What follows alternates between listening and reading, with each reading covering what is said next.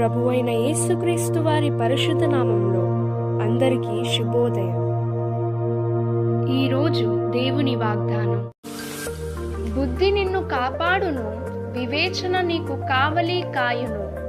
సామెతలు 2వ అధ్యాయం 11వ వచనం. Today God's promise. Discretion will preserve you, understanding will keep you. Proverbs chapter 2 verse 11. आज परमेश्वर का वादा.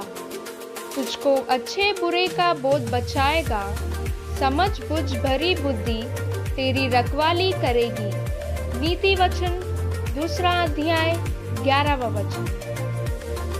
తండ్రి కుమార పరిశుద్ధాత్మ నామమున ఈ దినపు వాగ్దానం నీ పట్ల నెరవేరునుగాక. Amen, amen, amen. God bless you. God be with you all.